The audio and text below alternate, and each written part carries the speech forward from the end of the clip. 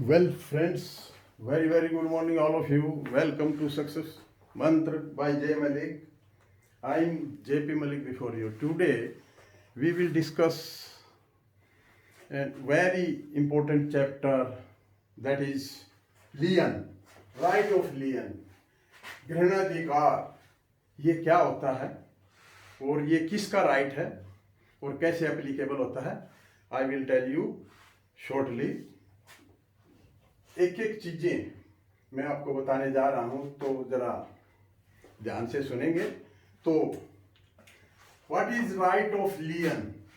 लियन किसका राइट है? तो right of lien is a right of lender, you may say creditor, banker. It is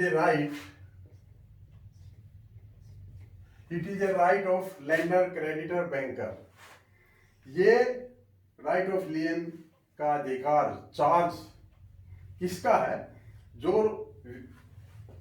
संस्था, lender साहूकार, और क्रेडिटर जो लोन देने वाला है, बैंकर बैंक वाले हैं जो लोन देते हैं, तो ये उसका राइट है। तो किस चीज का राइट है? It is a right of lender, creditor और banker to retain not sell, not to sell, बेचने का नहीं। बेचने का अधिकार कब है वो मैं बाद में बताऊंगा। तो it is a right of lender, creditor, banker to retain, not to sell the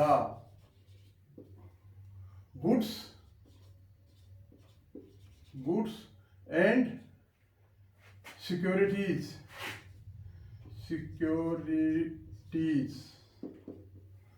of इसकी सिक्योरिटीज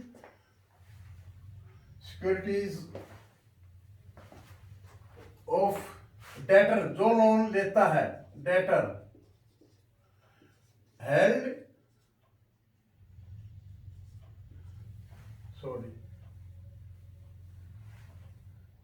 हेल्ड बाय बैंक या क्रेडिटर एज सिक्योरिटी।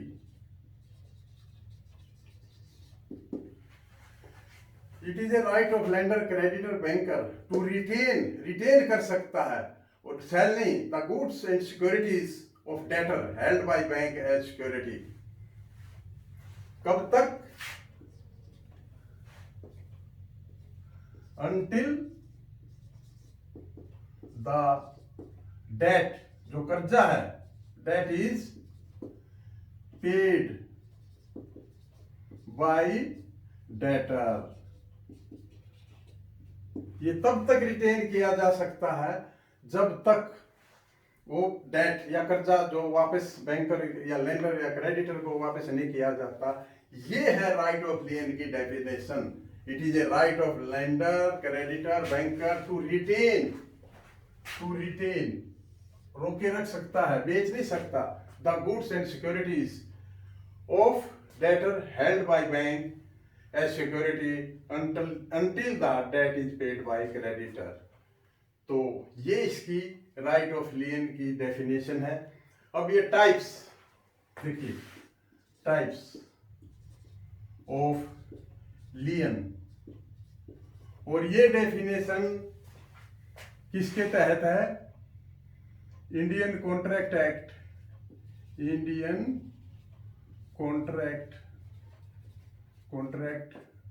एक्ट 1872, इसके तहत यह अधिकार दिया जाता है। तो types of लियन, section 170 of Indian Contract Act says two types of lien. One, particular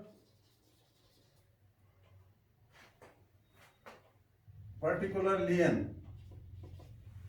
Particular lien में क्या होता है कि जब कोई person, when a person spends his time,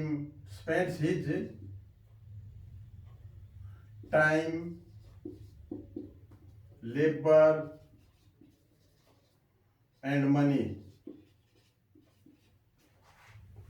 जब कोई व्यक्ति spends his time, labor and money on the goods or security, जब उस पर कोई व्यक्ति अगर अपना समय लगाता है, स्किल्ड लगाता है, लेबर और मनी लगाता है, तो उसको पार्टिकुलर लियन कहते हैं. फॉर एग्जाम्पल देखिए, कोबलर, जैसे कोबलर है,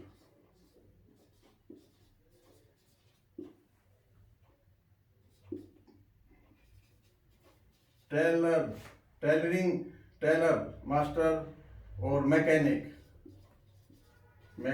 है. जब हम कोई शूज मेंड कराने के लिए, रिपेयर कराने के लिए कोबलर को देते हैं, मोची को देते हैं, तो वो उस पर अपना टाइम भी लगाता है, लेबर और मनी लगाता है. तो ये एक पर्टिकुलर लियन है. और इसमें जैसे टेलर है, टेलर उस चीज को तब तक रिटेन कर सकता है जब तक उसके चार्जेस, टेलरिंग चार्जेस नहीं पे किए जाते. इसी तरह मैकेनिक है, हम अपनी बाइक किसी को रिपेयर सर्विस के लिए देते हैं तो उसको वो रिटेन करने का अधिकार दिया है इंडियन कॉन्ट्रैक्ट एक्ट के अनुसार. तो ये एक पर्टिकुलर लियन है. Second, general lien.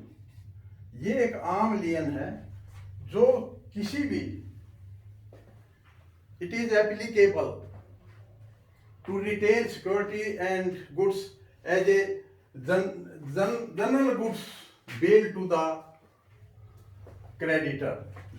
ये सब पर लागू होता है. To retain till the debt is paid, ये सभी पर लागू हो जाता है. जो सिक्योरिटी दी जाती है या गुड्स, वो तब तक अपने पास रख सकता है क्रेडिटर, बैंकर, जब तक उसके वो चार्जेस नहीं दिए जाते. ये लेकिन यहाँ पर पर्टिकुलर लियन पर एक विशेष स्पेसिफिक है. ये कोबलर है, जैसे जहाँ पर कोई अपनी स्किल यूज करता है, टाइम, लेबर, मनी यूज करता है, तो वहाँ पर ये पर्टिकुलर लियन की कैटेगरी में आता है. अदरवाइज ये जनरल लियन में जो आता है. देखिए, हम किस पर लियन लागू करते हैं. एक तो सबसे पहले लियन जो लागू होता है ओनरशिप. इसमें ओनरशिप विद कस्टमर या debtor and possession with ownership customer, possession with banker या लेंडर जिसके भी पास है. क्योंकि जो चीज पोजीशन में नहीं होगी उसको हम रिटेन कैसे करेंगे. Banker held as a security या गुड्स. क्योंकि देखिए, सिक्योरिटी और गुड्स जो उसने इंटरेस्टेड की है बैंकर को, जो उसने ऑफर की है, वही इसमें कर सकते हैं. तो ये है सेक्शन 131 के अंदर आएगा. और ये आता है सेक्शन 170, ये सेक्शन 171 और ये सेक्शन 170 इंडियन कॉन्ट्रैक्ट एक्ट के यही बताता है. तो अब देखिए एक्सेप्शंस क्या है. एक्सेप्शंस इसकी क्या एक्सेप्शन है जहां पर बैंकर, एक चीज और बताना चाहता हूं कि बैंकर जो लियन है, यहां पर bankers right bankers right of lien, उसका क्या है, ये मैंने यहां बताया था कि to retain the goods and securities of debtor held by bank as security, यहां पर वो सेल नहीं कर सकता, लेकिन बैंकर को यहां पर सेल करने का अधिकार है। Banker right of lien tantamount to pledge या इक्वल टू प्लेज, यहां पर इक्वल टू प्लेज और इम्प्लाइड प्लेज, रूल में इसको इम्प्लाइड प्लेज माना गया है। It means bank can sell the security after proper notice, bank can sell the security after proper notice to the debtor, यहां पर इसको ये अधिकार है। अब एक्सेप्शन में क्या एक्सेप्शन है जहां पर ये bank can't exercise right of lien, तो यहां पर उसको कौन कौन सी, number 1 joint ownership, joint ownership में क्या है, अगर सिक्योरिटी ओनरशिप ज्वाइंट है और लायबिलिटी उनमें से किसी एक की है, तो यहां पर bank can't exercise right of general lien, क्योंकि यहां पर ज्वाइंट ओनरशिप है। तो दूसरे में सिक्योरिटीज और गुड्स लेफ्ट negligently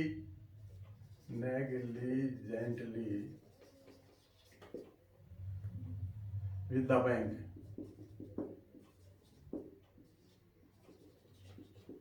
अगर कोई सिक्योरिटी है, जैसे ऑर्नामेंट है, और डेटर किसी कारण गलती से बैंक में नेग्लिजेंटली वो भूल जाता है, तो उस पर right of lien can't be exercise by the banker, वहां नहीं कर सकता है, क्योंकि वो इसके प्रीव्यू में नहीं आती है। फिर थर्ड है सेफ डिपॉजिट्स, कस्टमर ऑर्नामेंट्स वगैरह या और इंपॉर्टेंट डॉक्यूमेंट्स बैंक में जमा करता है, तो उस केस में ये right of लियन bank can't exercise, वहां पर एक्सरसाइज नहीं कर सकता कि वो चाहे कि उसके ऑर्नामेंट से उस डेट को रिकवर करे, तो कांट एक्सरसाइज, यहां पर can't exercise the right of लियन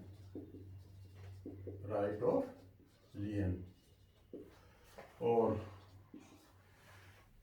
right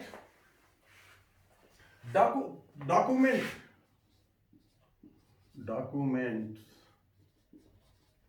deposited for special या स्पेशल पर्पज, कोई स्पेशल पर्पज है, उसके लिए डॉक्यूमेंट रखे हैं बैंक में जैसे customer directs the banker to collect bill of exchange on maturity, तो after collection bank can't exercise of lien, because ये यहाँ बैंक को डायरेक्शन देता है कि मेरे बिल ऑफ एक्सचेंज से आप मेरा bill of BP, bill of payable मेरा एडजस्ट करना है। तो ये एक स्पेसिफिक पर्पज है।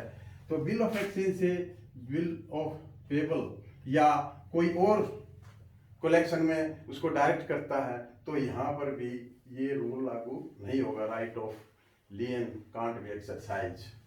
5, पांचवा, money deposited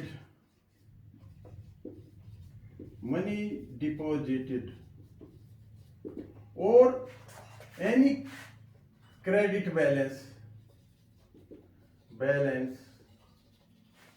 held in a account by the debtor या कस्टमर।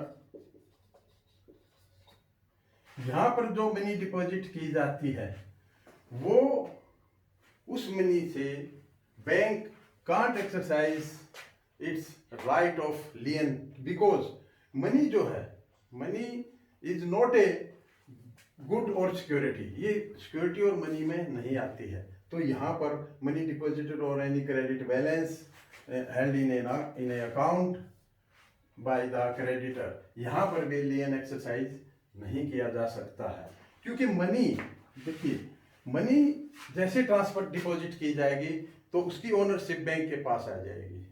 और मैंने बताया था कि ओनरशिप कस्टमर की रहनी चाहिए और पोजेशन बैंक के होना चाहिए। तो यहाँ पर वो right of lien can't be exercise, इसको यहाँ पर राइट ऑफ सेटअप होता है, right of set off applicable होगा, applicable. 6, contingent liability, contingent debt. कोई कंटीजेंट डेट, ऐसा debt that can be arise और मे नॉट अराइज। कोई ऐसा अगर डेट अराइज हो गया तो उस केस में भी bank has no power to exercise its right of lien. और 7वां है, इसमें देखिए ज्वाइंट ओनरशिप का केस हो चुका है और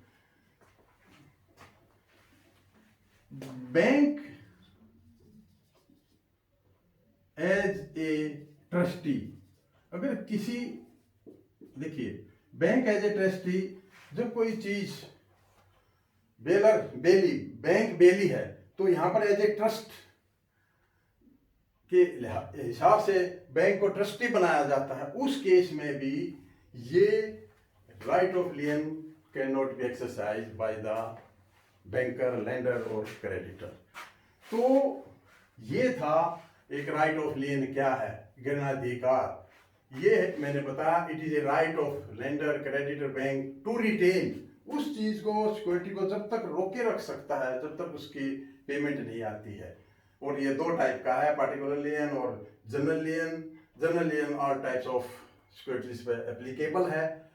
सिर्फ क्या है कि एक्सेप्शन है, कुछ ज्वाइंट ओनरशिप है प्रॉपर्टी की और उस पर लायबिलिटी किसी एक की है और ज्वाइंट ओनरशिप 2 की है तो लागू नहीं होगा। सिक्योरिटी गुड नेग्लिजेंटली अगर वो छूट गया बैंक में तो नहीं लगेगी। सेफ डिपॉजिट जैसे कोई ऑर्नामेंट्स और इंपॉर्टेंट डॉक्यूमेंट रखे जाते हैं तो भी ये लियन एक्सरसाइज नहीं होगा।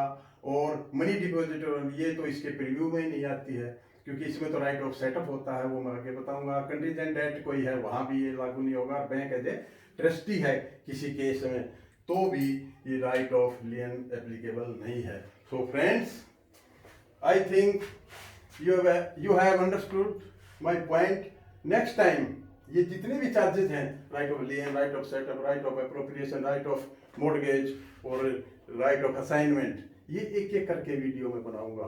तो अगर आप फर्स्ट टाइम इसे देख रहे हैं तो इसको सब्सक्राइब कीजिए, लाइक और शेयर कीजिए और कमेंट करके बताइए कि आपका कोई क्वेरी है, उसका मैं रिप्लाई दूंगा। तो have a nice day, thank you for watching.